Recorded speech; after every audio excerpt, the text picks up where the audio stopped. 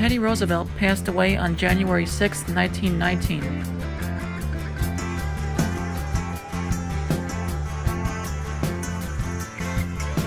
Hello, Mr. President.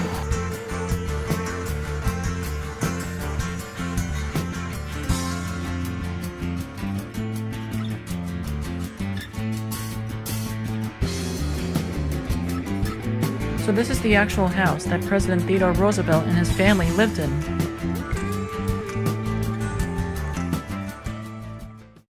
My name is Nicholas. I am a young paranormal investigator in search of proof of the spirit world. I am also a person that can easily sense and feel spirit energy around me. I am joined by my uncle and cameraman William, and my father and executive producer Nick. We will search for ghosts at some of the world's most creepiest haunts.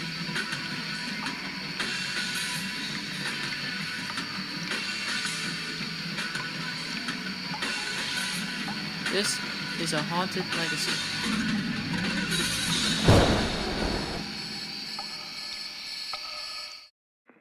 The great fundamental issue now before our people can be stated briefly. It is, are the American people fit to govern themselves, to rule themselves, to control themselves? I believe they are. My opponents do not. I believe in the right of the people to rule.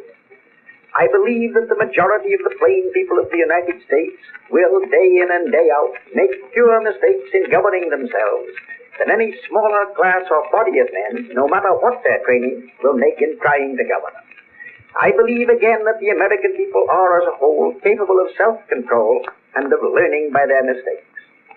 Our opponents pay lip loyalty to this doctrine, but they show their real beliefs by the way in which they champion every device to make the nominal rule of the people a sham.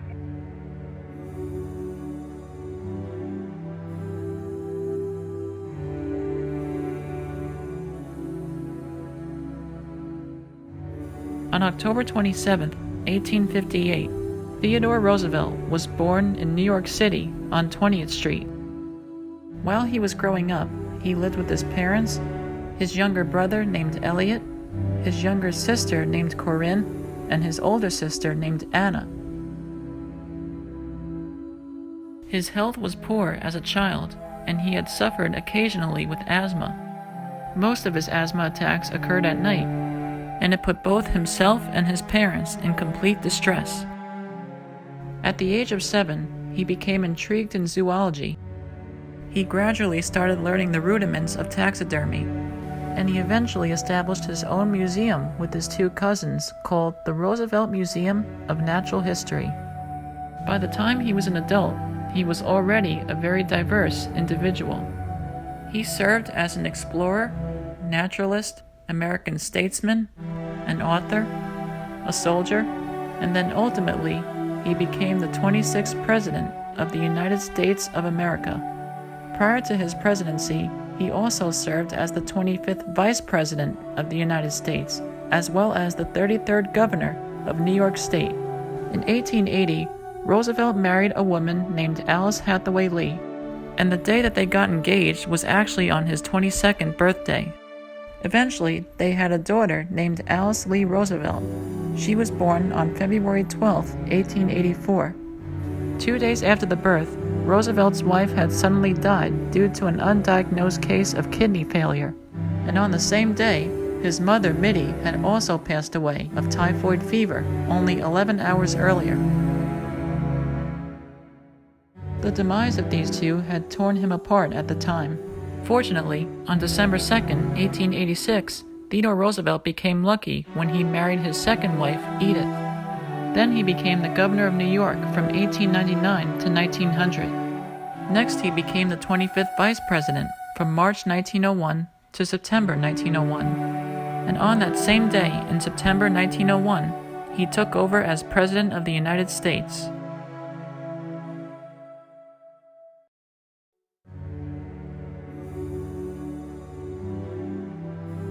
My dad and I are in the town of Oyster Bay, New York, where a substantial amount of history about Theodore Roosevelt is associated with one particular structure, So this is the actual house that President Theodore Roosevelt and his family lived in during the late 1890s and the early 1900s.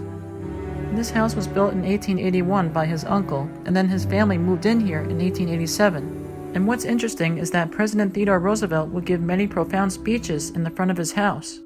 A prime example is a speech that he gave about the liberty for the people, and there's actually a recording of it that people can hear today. So we're not going to search over here, but we are going to head over to Young's Memorial Cemetery, where he and his wife Edith are buried, and we're going to see if we have an amazing experience there. So let's go.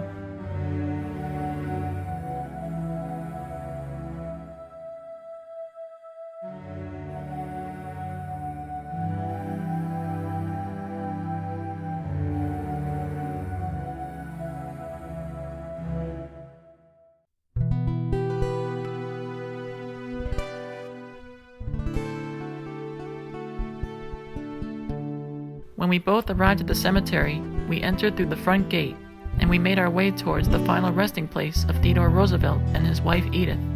So, Teddy Roosevelt passed away on January 6, 1919. However, his funeral was held on January 8, 1919, and they carried his casket right up this hill, all the way to the flight of stairs that is just coming up, and they buried him on the top of the hill, just overlooking Oyster Bay. Supposedly, there have been several rumors about this place being haunted, and his wife Edith passed away in 1948. This cemetery was once owned by the Youngs family, and it is located approximately 1.5 miles south of Sagamore Hill. As we drew closer to the top of the hill, I took out my voice recorder and ghost meter. Let's do a recording session.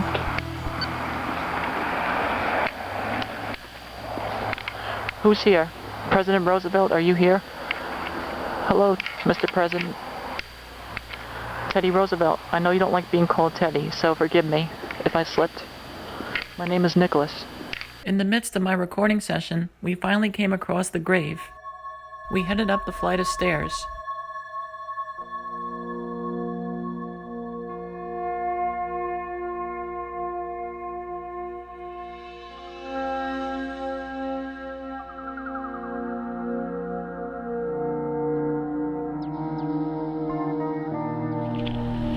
Right here. This is it. Born October 27th, 1858, in New York City, on 20th Street, and died on January 6, 1919, right in his home. In the 1890s, Theodore Roosevelt served as a Rough Rider during the Spanish-American War. He was also the Assistant Secretary of the Navy. In this role, he beat the war drum and prepared the Navy for war with Spain. One of the most horrific disasters during the war was the explosion of the battleship, the USS Maine. One beneficial event that occurred after the war was the construction of the Panama Canal from 1903 to 1914.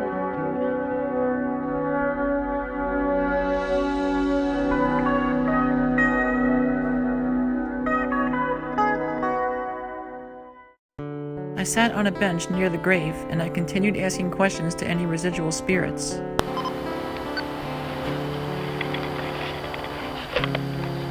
Nothing yet. I don't have anything yet on the meter.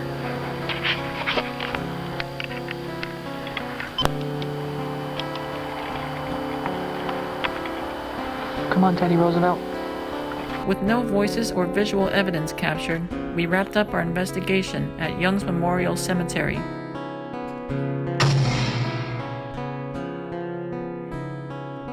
I wonder if this place really is haunted. When I was taking the tour at Sagamore Hill,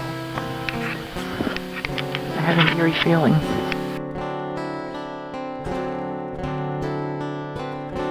Although we weren't allowed to film in there, I still picked up something.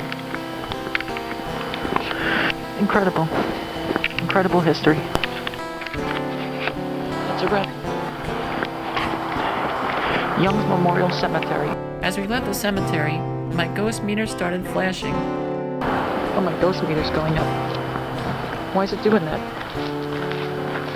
That's odd. And what makes this very funny is that this occurred the moment I exited the cemetery through the front gate. Oh, my ghost meter's going up. I have no idea what this was caused from, but this may in fact serve as a piece of evidence for us.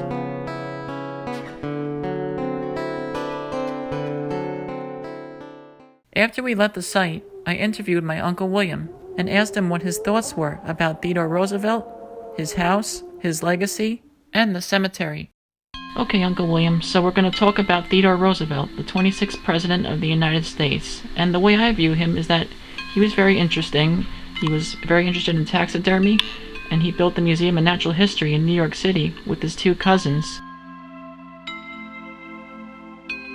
And his wife and his mother died of a disease, and it tore him apart. So what do you have to say about him besides his presidency? Like, what do you know about him?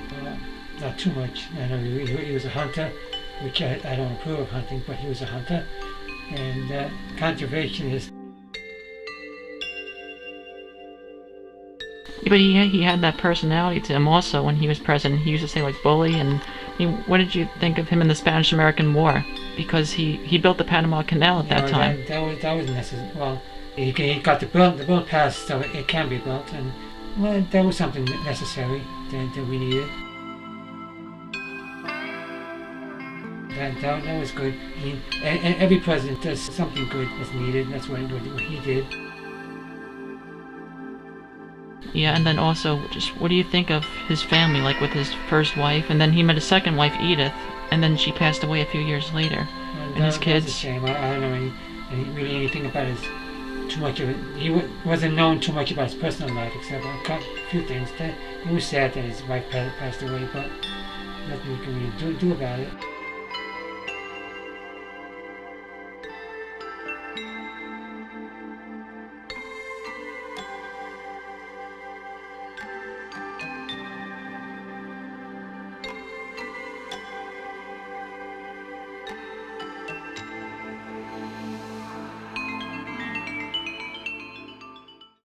Theodore Roosevelt was one of the most renowned U.S. presidents in American history, and he still is to this day. During our day in Oyster Bay, we first visited Sagamore Hill, the home of the former U.S. president, because we found out that during his presidency, he gave several speeches on his piazza to the American people. And then after that, we then headed over to Young's Memorial Cemetery to do one of our ghost hunts. During our time there, we didn't pick up anything until my ghost meter started spiking when we left through the front gate. After the investigation, we all spent some time trying to assess this experience. Our goal for this mission was to try and find out if Theodore Roosevelt's spirit is said to haunt the cemetery, and we were all very interested in finding out more about his life and accomplishments. This mission is going to go down as one of my favorites, simply because Teddy Roosevelt is one of my all-time favorite U.S. presidents. And also the fact that people alive today still reminisce about his demeanor, history, and reputation.